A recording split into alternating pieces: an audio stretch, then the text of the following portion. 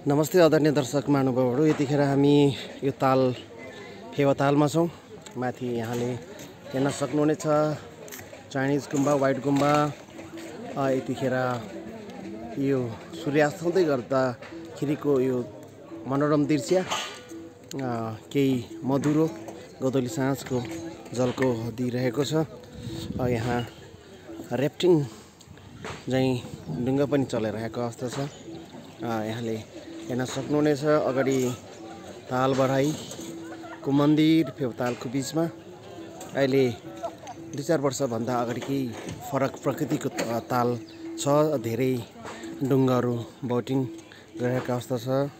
साथमा मेरो धर्मपत्नी चन्द्र गुरुङ है। यो पोखराको बीच भनेर भन्दा पर्ला बन्दै गरेको अवस्था छ यो डुङ्गा सवार गर्नको लागि। साथमा मेरो अनन्य मित्र हुनुहुन्छ प्रमोद साम्पाङ राई इलाम चमेताबाट। हिजो बेलुका बिर्तामोड काँकरभिट्टाको गाडीमा चढेर बिहान मात्रै प्रस्थान हुनुभएको थियो, बिहान 9 बजे। आजको बसाइ यहाँ हुन्छ भने भोलिको प्रस्थान उहाँको काठमाडौँ। अगाडि बढौँ। Hotel Fewa and milk old किचनको प्राङ्गणमा छौँ हामी। यो फेवातालको मनोरम दृश्यलाई कैद गर्दै अगाडि बढेको छु। यहाँको यो हरियाली फलफुलका रुखहरू पनि छन्।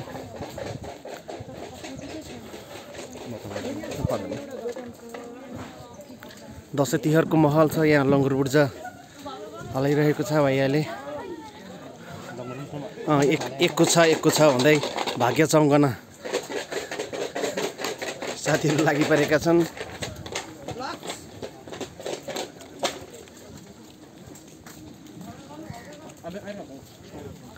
यो फेवातालको किनारा पार्किङ वकिङ गर्ने ठाउँमा छौँ हामी। साथमा यहाँ विभिन्न खालका पसलहरू हामीले देख्न सक्छौँ। रेस्टुरेन्ट र यसै गरी टक्क यो ब्याम्बो र प्लास्टिकको चेयरमा बसेर रेस्टुरेन्टको परिकारहरू हामी खान सक्छौँ। टुरिस्ट टाइम सुरु भएको छ है अहिले।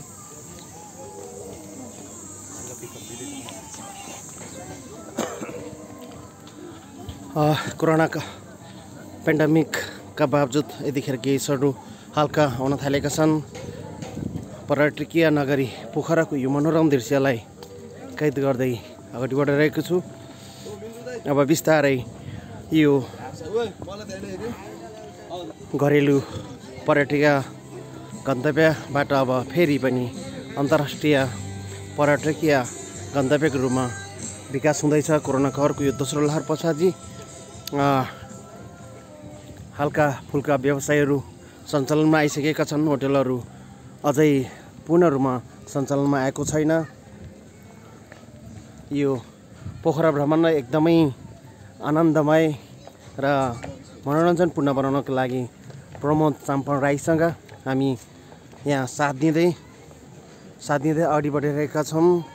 साथमा मेरो धर्मपत्नी।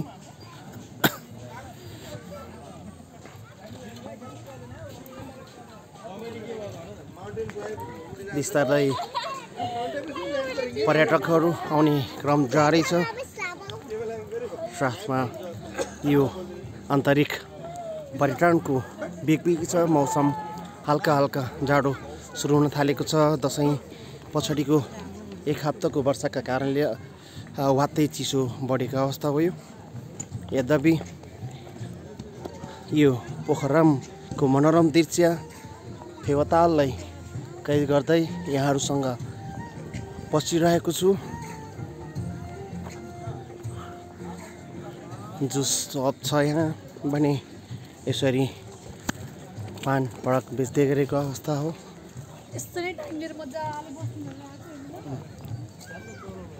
सबै आन्तरिक पर्यटक आफ्नै पाराले इन्जोय गर्नुको छ।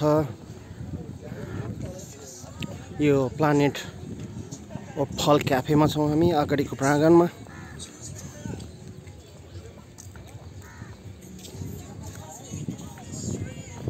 यहाँ हामीले बोट फर रेन्ट देख्न सक्छौँ। भाडामा हामीले बोट लिन सक्छौँ। पोखराको यो फेवाताललाई घुम्नको लागि तालबारी मण्डलीमा नजिकैबाट यहाँलाई कैद गरिरहेको छु र राष्ट्रप्रति समर्पित गर्दै यो राष्ट्रिय झन्डालाई यहाँ गाडी राखेको छ र यहाँबाट हामी यो पोखराको फेवाताललाई एकदमै नजिकबाट निहाल्न सक्नुहुनेछ। यहाँले सबै कोही टिकटक गर्दैछन्, कोही फोटो खिच्दैछन् भने म भने यो भिडियो कैद गरिरहेको छु। यो लगभग सूर्य अस्ताउने अवस्थामा व्हाइट गुम्बालाई म फेरि एकचोटि तपाईँहरूको सामु जुम गरेर देखाउन चाहेँ। माथि बादलको गुच्छामा हल्का सूर्य अस्ताउँदै गरेको सूर्यको मधुर किरण यहाँले हेर्न सक्नुहुनेछ र यसै गरी म यहाँलाई यो तालबराईको मन्दिरलाई नजिकबाट जुम गरेर देखाउन चाहन्छु।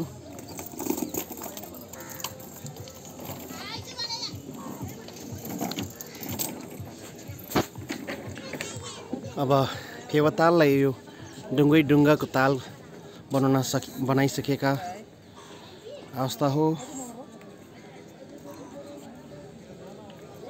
मेरो प्राण प्यारीले यतिखेर हामीलाई फोटो खिच्दै गरेको अवस्था हो। फोटोमा पक्कै पनि बोलेको आउँदैन जस्तो लाग्छ।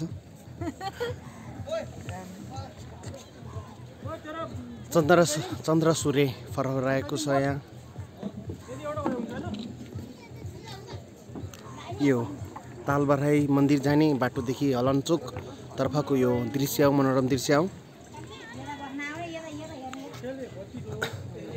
सेफ्टीका लागि यो सेफ्टी ज्याकेट जसले बोट गर्नुहुन्छ उहाँहरूको लागि कृपया बोटिङ गर्दाखेरि सेफ्टी ज्याकेट नलाइकन बोट नगानको लागि पनि विनम्र अनुरोध गर्दछु।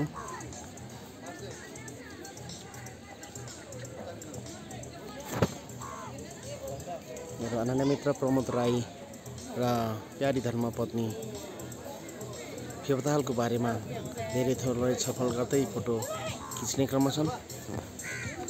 कृपया यो फेवातालमा घुम्न आउने सम्पूर्ण महानुभावहरूलाई फोहोर नगर्नको लागि म अनुरोध गर्दछु। मैले यो बोट यहाँलाई कैद गरेर देखाइरहेको छु। आमाहरू हुन्छ पोखरा घुम्ने क्रममा।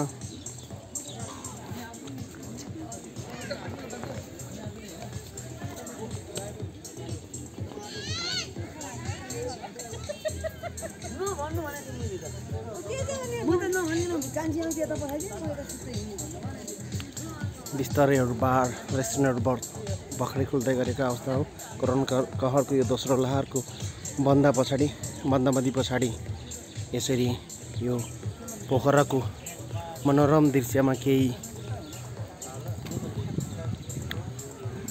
अघि बढेको अवस्था हो। जनजीवन बन्दाबन्दीले गर्दाखेरि अस्तव्यस्त थिए र अहिले बिस्तारै पोखरालाई अझै रमणीय र जोयफुल आनन्दमय बनाउनको लागि स्थानीय आन्तरिक पर्यटकीय साथमा धेरै थोरै विदेशीहरू पनि आउन थालेका छन्।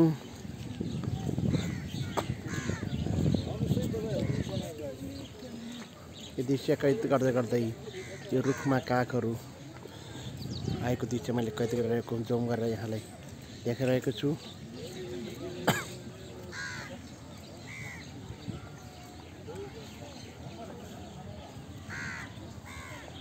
यो खरको छानामाथि मजाले आनन्दमय जिन्दगी जिरहेको पन्छी खुल्ला आकाशबाट झरेर यहाँ भिडभाडमा खानेकुरा चारोको खोजीमा छ।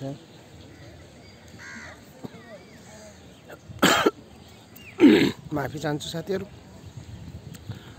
जाडो बिस्तारै बढ्दै गरेको अवस्था हो। तसर्थ अलिकति घाँटीको खसखस र समस्याले गर्दाखेरि त्यति धेरै जोडले बढ्न सक्ने अवस्था पनि छैन र बिस्तारै यो पानीपुरी चटपटेका पसलहरू पनि बढेको छ। हामीसँग विदेशी पर्यटकीय छन्।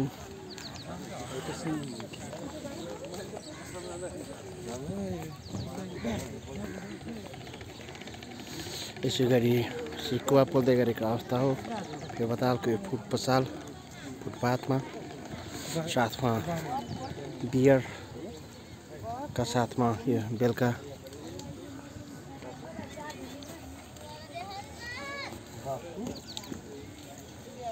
यसरी बब चिकन पोक सबै सिकुवा चाहिँ सुविधा दिइरहेको अवस्था छ यहाँ। जसलाई जे मनपर्छ त्यसले नै बार्बिक्यू तरिकाले यो सिकुवा पोलिरहेको छ। अत्यन्तै मिठो र स्वादिलो होला जस्तो छ। यसै गरी चटपटी कोही टिकटकमा व्यस्त छन्, कोही फोटोमा व्यस्त छन्। यद्यपि यो भिडियोलाई कैद गरेर अगाडि बढिरहेको छु। आफ्नो भाग्यको के थाहा, तर अर्काको भाग्य हेर्न यो ज्योतिष यहाँ बसिरहेको हामीले देख्न पाउँछौँ। आफ्नै भविष्यको अनभिज्ञ हुनेहरूले अर्काको भविष्य कसरी हेर्नुहुन्छ त्यो मलाई थाहा छैन। यहाँ जादु देखाउनका लागि यो अनेक इन्द्रजाल परेका साथीहरूले दर्शकलाई तान्नेका लागि के न के बोलिरहनु भएको छ।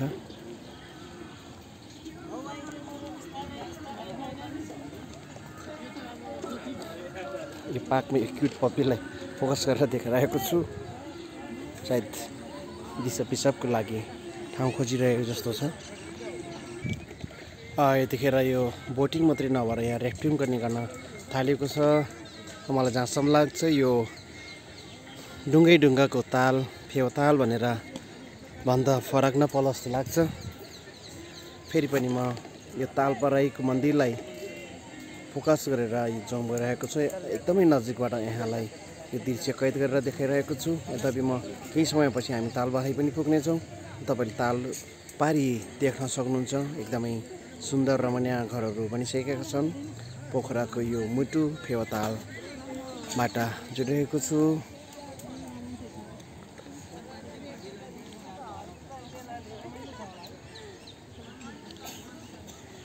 जादुगरले मेरो हात्ती लैदिएला है, हेर्दै गर्नु भन्छ कुकुरलाई त्यसले।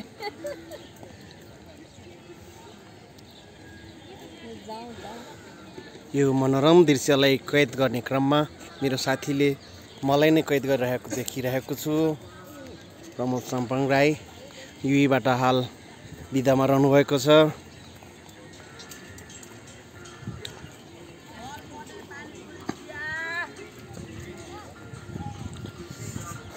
यो मनोरम दृश्यलाई आज यसरी कैद गर्ने सुवर्ण अवसर मिलेको छ। पक्कै पनि यहाँहरूले यो भिडियो हेरिसकेपछि लाइक सब्सक्राइब कमेन्ट गर्नको लागि म अनुरोध गर्दछु। चिसो हावामा तातो चियाको अनुरोध गरिरहेको देख्छौँ हामीले। र यसै गरी लोकेसनको अपडेटका लागि पोखरा नगरपालिका र यो फेवाताल व्यवस्थापन समितिले यसरी होर्डिङ बोर्ड राखेको छ। भीमदत्ता पुलचोक भैँसीपाडी लुम्बिनी सौरा धनगढीको समय टेम्परेचर र वर्षाको अपडेटिङ यहाँ यो बोर्डमा यसरी दिएको छ समयसहित।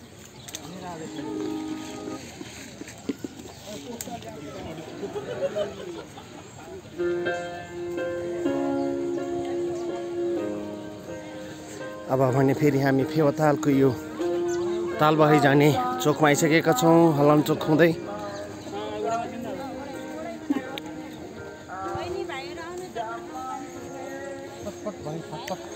मनोरम दृश्यलाई कैद गर्दै सूर्यास्त हुने समय भइसकेको छ।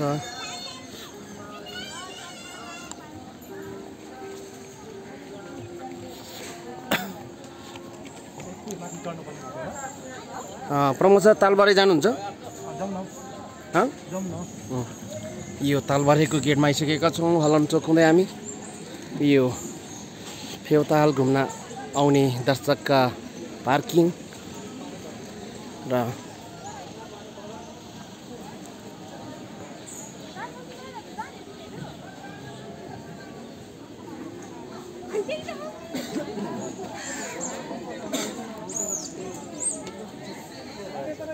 यहाँ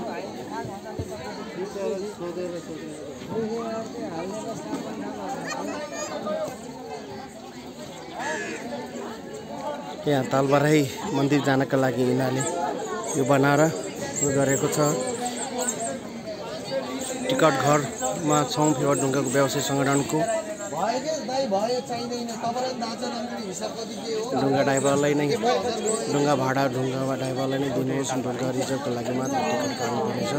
फेवा टिकट काट्नु होला। तपाईँको विचार?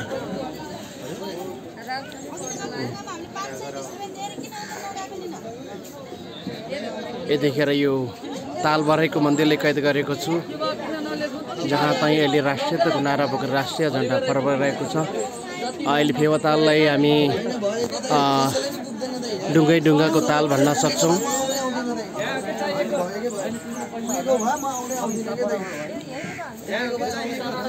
यो सन्देश पनि यहाँलाई म दिन चाहन्छु, मन्दिर जाँदा टिकट काट्नुपर्ने छैन। ढुङ्गा भाडा ढुङ्गा ड्राइभरले नै दिनुपर्नेछ। ढुङ्गा रिजर्भको लागि मात्रै टिकट काट्नुपर्नेछ। एउटा सन्देश यहाँलाई प्रभाव गर्न चाहन्छु। लाइफ ज्याकेट अनिवार्य छ, यसरी मास्क अनिवार्य लगाउनु होला। फेवा ढुङ्गा व्यवसाय समितिले वैधम छ। लेक साइडले यो टिकट घरले राखेको यो बोर्ड हो, जुन बोर्डलाई राखेका छौँ। फेवा बोर्ड एसोसिएसनको ढुङ्गा छ।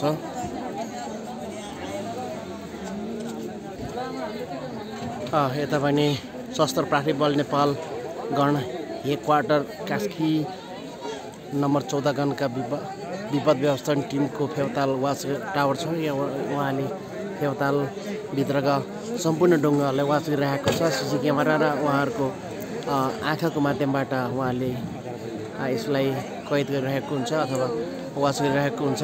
कहीँ दुर्घटना हुने सम्भावना भएको खण्डमा तुरुन्त रेस्क्युको लागि जाने गरिन्छ।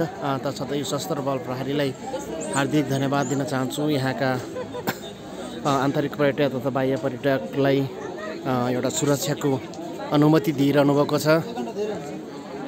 यहाँले हेर्न सक्नुहुन्छ शरणकोटको यो भ्यू टावर र यसै गरी शरणकोट जानका लागि पामेबाट केबल कारको निर्माण प्रक्रिया पनि लगभग पूर्ण रूपमा हुँदै गरेको छ। केही मुआवजामा विवादका कारण गरी रोकिरहेको अवस्था छ।